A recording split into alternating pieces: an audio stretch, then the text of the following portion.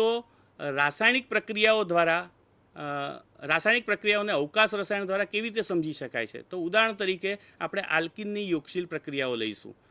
તો આપણે જાણીએ છીએ મિત્રો કે આલ્કિન જે છે એ સમતલીય અણુ છે, એટલે કે એમાં કાર્બન કાર્બન દ્વિબંધ જે sp2 સંકૃત છે અને પરિણામે સમતલીય અણુ છે. અહીં મારા હાથમાં મોડેલ્સ છે, તમે જોઈ શકો છો કે આલ્કિન જે છે એ સમતલીય અણુ છે. તો અહીંયા એક પ્લેનમાં જ બધા જ એના આવી જાય છે. એટલે એની ઉપરથી જો યોગશીલ પ્રક્રિયા ઉપરની તરફથી બંને ઘટકો એટેક કરતા હોય તો એને સીન એડિશન કહેવામાં આવે છે.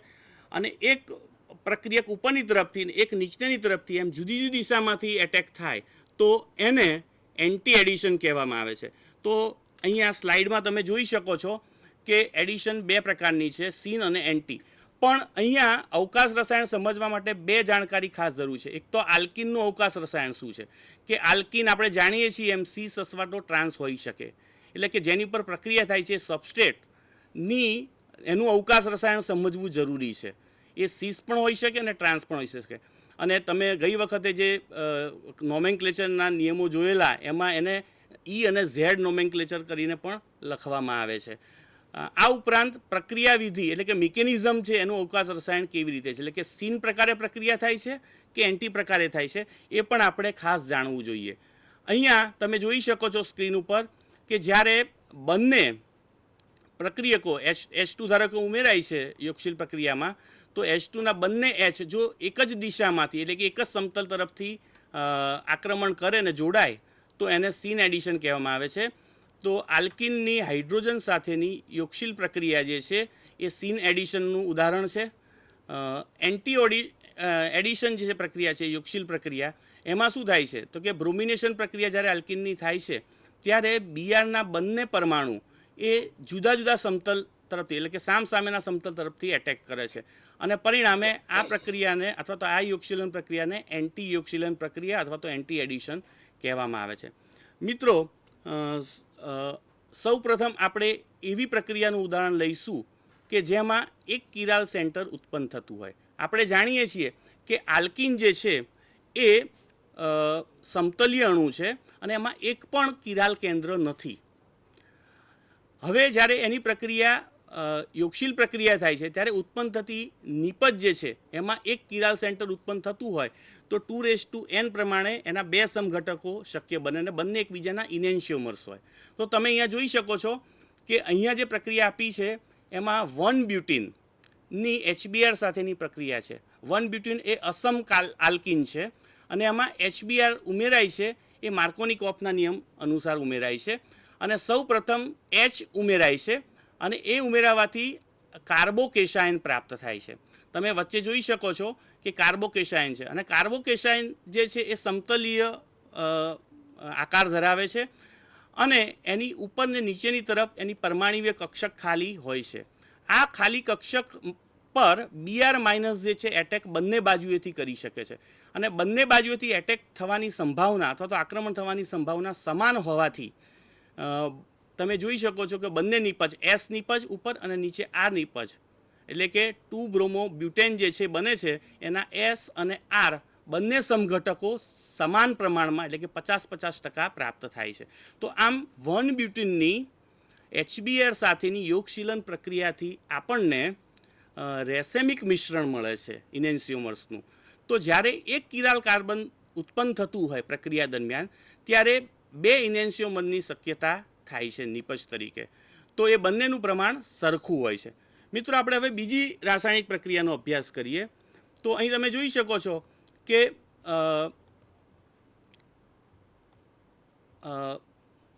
આલ્કિન એટલે કે 2-બ્યુટીનની બ્રોમિન સાથેની યોગશીલન પ્રક્રિયા. આ પ્રક્રિયામાં તમે પ્રક્રિયક તરીકે જો 2-બ્યુટીન છે, 2-બ્યુટીનમાં તમે જાણો છો એ પ્રમાણે એના બે સમઘટકો છે, ભૌમિતિક સમઘટકો, એ સિસ-2-બ્યુટીન અને બીજો ટ્રાન્સ-બ્યુટીન. સામે પક્ષે જે નિપજ મળે છે Br2 ઉમેરાવાને કારણે એ 2,3-ડાયબ્રોમો-બ્યુટેન છે. એમાં તમે જુઓ છો કે બે અસમ કાર્બન છે અને હમણાં જ આલાપભાઈએ વાત કરી એ પ્રમાણે બિલકુલ ટાર્ટ્રિક એસિડ જેવું જ આ ઉદાહરણ છે.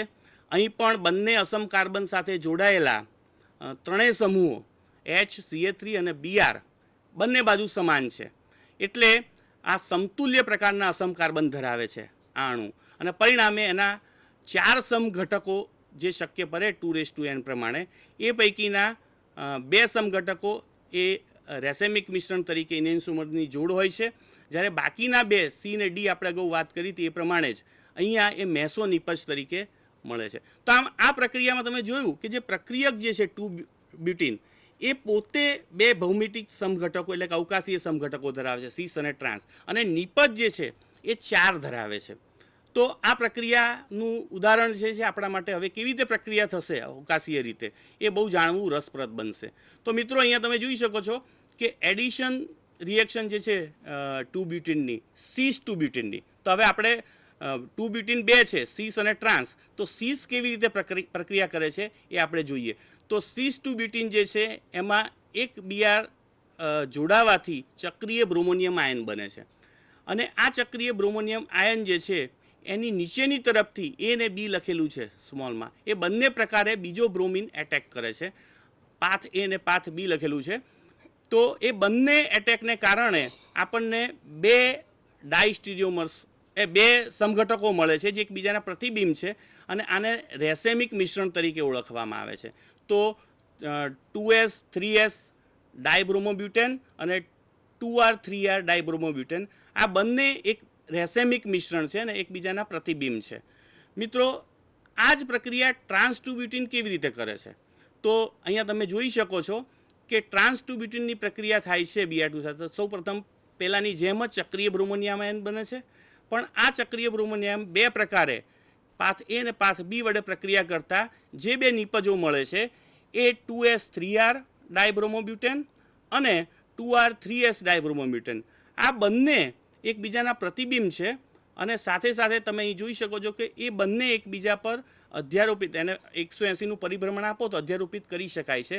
અને અગાઉ વાત કરી એ પ્રમાણે આ બંને મેસો નિપજ છે, એટલે કે એક જ છે, બંને જુદા કમ્પાઉન્ડ નથી. અને પરિણામે સીસ 2-બ્યુટીન જ્યારે પ્રક્રિયા કરે છે ત્યારે આપણને રેસેમિક મિશ્રણ મળે છે, જ્યારે ટ્રાન્સ 2-બ્યુટીન Br2 સાથે પ્રક્રિયા કરે છે ત્યારે આપણને મેસો નિપજ મળે છે. તો આમ આપણે કહી શકીએ કે સીસ અને ટ્રાન્સ 2-બ્યુટીન બંનેની પ્રક્રિયા કરવાની રીત જુદી જુદી છે, માટે આ પ્રક્રિયા જે છે એ સ્ટીરિયો સ્પેસિફિક રિએક્શન કહેવામાં આવે છે. પરંતુ તમે જોઈ શકો કે નિપજ 4 છે આપણી જોડે, એટલે એના સમઘટકો 4 છે. તો જ્યારે પ્રક્રિયા 4 પૈકીની અમુક ચોક્કસ જ નિપજ આપે તો એને સ્ટીરિયો સિલેક્ટિવ પ્રક્રિયા કહેવામાં આવે છે. એને આપણે વધુ આગળ સમજીએ. મિત્રો એ જ જે 2 વાત મેં કરી એને અહીંયા આપણે જે સાદા સૂત્રો દ્વારા દર્શાવીએ છીએ એમાં તમે જોઈ શકો સીસ 2-બ્યુટીનની Br2 સાથેની પ્રક્રિયાથી પહેલાં રેસેમિક મિશ્રણ મળ્યું જે SS ને RR ક્રિયારીટી ધરાવે છે, જ્યારે ટ્રાન્સ 2-બ્યુટીન દ્વારા આપણને RS અને SR એ મિશ્રણ મળ્યું અને એ મેસો તરીકે ઓળખાય છે. અહીંયા એના મોડેલ્સ પણ દર્શાવેલા છે કે સીસ 2-બ્યુટીન પ્રક્રિયા કરે ત્યારે RR અને SS ડાયસ્ટ્રીમર્સના રેસેમિક મિશ્રણ આપે છે, જ્યારે મેસો જે છે એ ટ્રાન્સ 2-બ્યુટીન દ્વારા મળે છે. મિત્રો સ્ટીરિયો સિલેક્ટિવ અને સ્ટીરિયો સ્પેસિફિક પ્રક્રિયા વચ્ચેનો જે સંબંધ જે છે એ આપણે ખાસ જાણવો જોઈએ. તો સ્ટીરિયો સિલેક્ટિવ પ્રક્રિયા કોને કહેવાય? તો અહીંયા આપણે ધ્યાન નિપજ તરફ આપવાનું છે. તો મિત્રો નિપજ 4 શક્ય છે. આપણે જે 2,3 ડાયબ્રોમોબ્યુટેન જે છે એના 4 સમઘટકો છે. તો એ 4 સમઘટકો પૈકી એક જ અવકાશીય વિન્યાસી સ્વરૂપ આપણને મળે, અથવા તો પ્રતિબિંબનું યુગ્મ મળે. બધા ના મળે પણ ચોક્કસ સિલેક્ટિવ મળતા હોય તો એવી પ્રક્રિયાને વિન્યાસ પસંદગીય પ્રક્રિયા એટલે કે સ્ટીરિયો સિલેક્ટિવ પ્રક્રિયા કહેવામાં આવે છે. પરંતુ જ્યારે હવે આપણે પ્રક્રિયક તરફ ધ્યાન આપીએ તો પ્રક્રિયક સીસ 2-બ્યુટીન છે અને ટ્રાન્સ 2-બ્યુટીન છે, અને આ સીસ ને ટ્રાન્સ 2-બ્યુટીન બંને છે એ અવકાશીય રીતે જુદી જુદી રીતે પ્રક્રિયા કરે તો એવી પ્રક્રિયાને વિશિષ્ટ વિન્યાસ કહેવામાં આવે છે, એટલે કે સ્ટીરિયો સ્પેસિફિક રિએક્શન કહેવામાં આવે છે. તો મિત્રો આપણે જોયું કે સીસ 2-બ્યુટીન અને ટ્રાન્સ 2-બ્યુટીનની પ્રક્રિયાઓ કેવી રીતે જુદી જુદી છે. આમ બંને પ્રક્રિયાઓ સ્ટીરિયો સિલેક્ટિવ પણ છે અને સ્ટીરિયો સ્પેસિફિક પણ છે. તો આમ અવકાશ રસાયણ જુદી જુદી રાસાયણિક પ્રક્રિયાઓ સમજવા માટે બહુ જ ઉપયોગી છે. કયા પ્રકારની નિપજો મળશે, એનું પ્રમાણ કેટલું મળશે, આ બધું જ આ પ્રક્રિયાઓ દ્વારા જાણી શકાય છે. મિત્રો અત્યાર સુધીમાં આપણે પ્રકાશીય સમઘટકો અને થોડેક અંશે ભૌમિતિક સમઘટકોની ચર્ચા કરી. હવે આપણે ત્રીજું સ્વરૂપ અવકાશીય સમઘટકનું, ત્રીજો પ્રકાર જેને કહેવામાં આવે છે કન્ફર્મર. તો આ કન્ફર્મર શું છે એની આપણે ચર્ચા કરીશું. તો અહીં આપણી સાથે બેન છે, આપણને આ બાબતે સમજૂતી આપશે. તો હું બેનને વિનંતી કરીશ કે એ આપણને કન્ફર્મર વિશેની માહિતી આપે. વિદ્યાર્થી મિત્રો, શાહ સાહેબે આપને આલ્કિનની સમઘટકતા, પ્રકાશીય સમઘટકતા એ વિશે વિસ્તૃત માહિતી આપી. આજે આપણે કંઈક બીજા સમઘટકો વિશે જોઈએ, પણ એના પર જતાં પહેલાં વર્ગીકરણ, સમઘટકોનું વર્ગીકરણ વ્યવસ્થિત આપણે પુનરાવર્તન કરી લઈશું. તો કન્ફર્મેશન અને કન્ફર્મેશન એનાલિસિસ પર જઈએ તે પહેલાં આપણે કન્ફર્મેશન એ શાનો પ્રકાર છે એ પણ જોઈએ. તો સમઘટકોના મુખ્ય બે વિભાગો પડે છે, બંધારણીય સમઘટકો અને અવકાશીય સમઘટકો. આ અવકાશીય સમઘટકોના પાછા બે વિભાગ છે. એક સંરૂપીય સમઘટકો જેને કન્ફર્મેશન્સ કહેવાય, અને બીજા છે કન્ફિગ્યુરેશનલ એટલે કે વિન્યાસ સમઘટકો.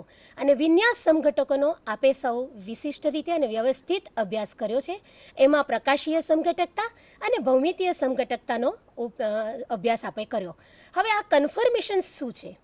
ભૌમિતીય સમઘટકતામાં આપણે જોયું કે દ્વિબંધ વચ્ચે મુક્ત પરિભ્રમણ શક્ય નથી. પણ ધારો કે સિંગલ બોન્ડ સી એટલે કે એક બંધ ધરાવતા સંયોજનો, કે આપણે એને સિગ્મા બંધથી બંધાયેલા સંયોજનો પણ કહી શકીએ. તો કાર્બન કાર્બન વચ્ચે એક બંધ અથવા તો સિગ્મા બંધ હોય અને તેની વચ્ચે જો મુક્ત પરિભ્રમણ હોય તો તેને કારણે જે કંઈક રચનાઓ ઉત્પન્ન થાય એને આપણે કન્ફર્મેશન કહીશું. આપ જોઈ શકો છો, કાર્બન કાર્બન એકલ બંધ, સિંગલ એટલે કે સિગ્મા બંધ વચ્ચે જે મુક્ત પરિભ્રમણ થાય, આગલી સ્લાઇડમાં આપણે જોયું કે એ પરિભ્રમણને કારણે જે કંઈક અસંખ્ય રચનાઓ મળે અને તે પાછી એકબીજામાં સતત પરિવર્તન પામતી હોય એવી દરેક ત્રિપરિમાણીય અવકાશીય રચનાઓને કન્ફર્મેશન તરીકે ઓળખાય છે. પણ પ્રશ્ન એ થાય કે જો મુક્ત પરિભ્રમણ થતું હોય તો આવી અસંખ્ય રચનાઓના વિશિષ્ટ રૂપો કેવી રીતે મળે? જો સતત જ એકબીજામાં પરિવર્તન થતું હોય તો એઓને જુદા પાડવા પણ અશક્ય છે. આ સમઘટકો અથવા તો આ કન્ફર્મર્સને એકબીજાથી છૂટા પાડવા અશક્ય છે. તો પછી એના વિશિષ્ટ રૂપોનો અભ્યાસ કેવી રીતે થાય? એને રોકનારું કંઈક પરિબળ હોવું જ જોઈએ. તો આ સી અને સી વચ્ચે મુક્ત પરિભ્રમણ થવા માટે જે કંઈક પરિબળો એને રોકે છે એનો પણ આજે આપણે અભ્યાસ કરીશું. આ પરિભ્રમણ દરમિયાન જે કંઈક ફેરફારો થાય છે એમાં શક્તિનો પણ કંઈક ફેરફાર થાય છે. એના એનાલિસિસને કન્ફર્મેશનલ એનાલિસિસ કહીએ છીએ. તો જુઓ એની વ્યાખ્યા કઈ રીતે આપી શકાય? તો સીસી એક બંધની આસપાસ મુક્ત ભ્રમણ દરમિયાન થતા શક્તિના ફેરફારના વિશ્લેષણને કન્ફર્મેશન વિશ્લેષણ કહે છે. ખાસ એ વસ્તુ અગત્યની છે કે અહીંયા આ બધા એકબીજામાં આંતર પરિવર્તિત કન્ફર્મર્સ છે. કન્ફર્મર્સ એકબીજામાં સતત પરિવર્તન પામતા રહે છે. પણ અહીં એક વસ્તુ ધ્યાનમાં રાખજો કે વિન્યાસ અને કન્ફર્મેશનનો તફાવત પણ બરાબર મગજમાં હોવો જોઈએ કે વિન્યાસ શું છે અને કન્ફર્મેશન શું છે. તો કિરાલ કાર્બન સાથે જોડાયેલ પરમાણુ અથવા પરમાણુ સમૂહની વિવિધ અવકાશીય ગોઠવણી કે જે આપણે લેક્ટિક એસિડના ઉદાહરણ દ્વારા સમજી એને આપણે વિન્યાસ કહીશું, કન્ફિગ્યુરેશન જેને કહી શકાય. અને સીસી બંધ વચ્ચે મુક્ત ભ્રમણ થાય, એકબીજામાં પરિવર્તન સતત થતું હોય એવી ત્રિપરિમાણીય અવકાશીય રચનાઓ એ આપણે કન્ફર્મેશનમાં લઈશું. અને એના ઉદાહરણમાં ઇથેન અને બ્યુટેન આપી શકાય. તો આ ઇથેન અને બ્યુટેનના વિવિધ કન્ફર્મેશનલ સમઘટકોનો આપણે વ્યવસ્થિત અભ્યાસ કરીશું. તો એને માટે આપણી સામે આ બે સ્લાઇડ છે. એના બે સ્વરૂપો છે, સ્ટેગર્ડ કન્ફર્મેશન અને ઇક્લિપ્સ કન્ફર્મેશન. તો આ બે કન્ફર્મેશન ઉદ્ભવ્યા કેવી રીતે? મારી પાસે એનું મોડેલ છે. આ ઇથેનનું મોડેલ છે, આપ જોઈ શકો છો. તો આ જે છે CHHH, CHH, CH3 અને CH3 જ્યારે આ કન્ડિશનમાં હોય ત્યારે આ CH બંધના ઇલેક્ટ્રોનના વાદળો, આ CH બંધ એ બધા ખૂબ નજીક છે. આ વાદળો વચ્ચે મેક્સિમમ રિપલ્ઝન છે. મેક્સિમમ રિપલ્ઝન છે એટલે એ કન્ફર્મેશન સૌથી વધારે શક્તિ ધરાવતું કન્ફર્મેશન કહી શકાય, મહત્તમ સ્થિતિ શક્તિ ધરાવતું કન્ફર્મેશન કહી શકાય. અને એને કારણે એ સૌથી ઓછું સ્થાયી કન્ફર્મેશન કહી શકાય. હવે જુઓ, હું એક બાજુને અણુના એક ભાગને બિલકુલ સ્થિર રાખું છું અને બીજાને હું પરિભ્રમણ કરાવું છું અને વચ્ચે અસંખ્ય રચનાઓ ઉત્પન્ન થશે. એ અસંખ્ય રચનાઓ જેટલી પણ ઉત્પન્ન થશે એ બધી જ રચનાને આપણે સ્ક્યુ કન્ફર્મેશન કહીશું. અને આ જે છે, આ તમે ઇક્લિપ્સ જોયું અને આ સ્ટેગર્ડ કન્ફર્મેશન. આ ભાગ મેં સ્થિર રાખ્યો, બીજાને મેં સંપૂર્ણ રોટેશન આપ્યું. અહીંયા જુઓ તો મેક્સિમમ અલગીકરણ છે. બધા હાઇડ્રોજન એટલે CH બંધના વાદળોનું મેક્સિમમ સેપરેશન છે. એટલે મેક્સિમમ સેપરેશન એટલે આ આકર્ષણ બિલકુલ એનું એકબીજાને રિપેલ કરે, લઘુત્તમ સ્થિતિ શક્તિ ધરાવે. એટલે આ જે સ્ટેગર્ડ કન્ફર્મેશન છે એ સૌથી વધુ સ્થાયી કન્ફર્મેશન છે. હવે બીજી વસ્તુ છે કે પહેલું મેં તમને ઇક્લિપ્સ બતાવ્યું, એમાં જુઓ તો આ જે આ HCC બંધનો જે પ્લેન છે એ અને આ HCC નો જે બંધ છે એને ડાયહેડ્રલ એંગલ કહેવાય. એ 0 છે. આ 0 એંગલમાં મેક્સિમમ એટલે કે મહત્તમ સ્થિતિ શક્તિ આપણે જોઈ અને એ ઓછામાં ઓછું સ્થાયી CH બંધનું અલગીકરણ ઓછું છે. એટલે આ ઓછામાં ઓછું સ્થાયી. અહીં એક 60 અંશે જો હું ફેરવું તો એ કન્ફર્મેશનને આપણે ગોશ કહીશું, પણ ઇથેનમાં આ 60 ફેરવીએ છીએ એ જ તમારું સ્ટેગર્ડ થઈ જાય છે. એટલે ગોશ અને સ્ટેગર્ડ એ તમારા એક જ થયા અને વચ્ચેના બધા જ કન્ફર્મેશનને આપણે સ્ક્યુ કન્ફર્મેશનો કહી શકીએ. હવે આ કન્ફર્મેશનના ચેન્જીસમાં જે એટલે કે ફેરફારમાં જે એનર્જીનો ફેરફાર થાય છે એ આપણે જોઈશું. તો સ્લાઇડમાં આ એનર્જીનો હું તમને આલેખ દર્શાવીશ. તો એમાં જોઈશું કે ઇક્લિપ્સ કન્ફર્મેશનમાં કેટલી શક્તિ એકમાંથી બીજામાં રૂપાંતર થાય ત્યારે કેટલી શક્તિઓનો ફેરફાર થઈ શકે. તો ઇક્લિપ્સ એ સૌથી વધારે શક્તિ ધરાવતું કન્ફર્મેશન છે અને એને કારણે ઓછામાં ઓછું